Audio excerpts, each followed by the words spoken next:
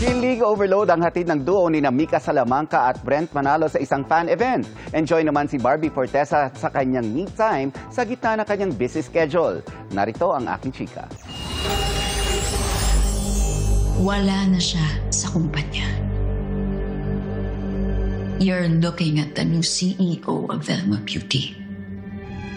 Mula sa palabang Norin sa Beauty Empire, Welcome to the Contrabida Academy. hanggang sa campy role as Gigi sa Contrabida Academy.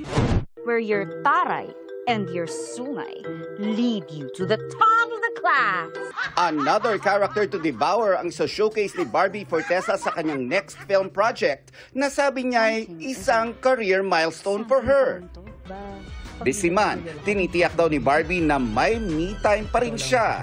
I am so fulfilled right now as an actor and as a person. Parang feeling ko buong-buo ako ngayon. My heart is so happy. What makes Barbie whole? Ang dami ko nang nilulook forward sa kada araw na gumigising ako. Kasi mahal na mahal ko yung sarili ko. So alam ko kung saan ako pupunta. Alam ko kung ano yung gusto kong gawin. Finally po, nakita-kita na tayong lahat. Happy heart din ang PBB Celebrity Collab Edition big winners na sina Mika Salamanca at Brent Manalo. Nang makipagkulitan ng Team Breka aka Nick Brent sa kanilang supporters. Salamat po sa pagpunta sa kasal na. May bonus pang kilig ayuda. Sobrang papasalamat po kami. Even yung setup po, even yung mga damit po nila, pinagandaan nila lahat ng efforts. Kung di po dahil sa inyo, wala po kami dito.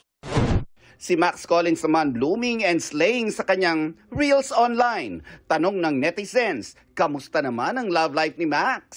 I don't know. It's okay naman so far. Yun lang.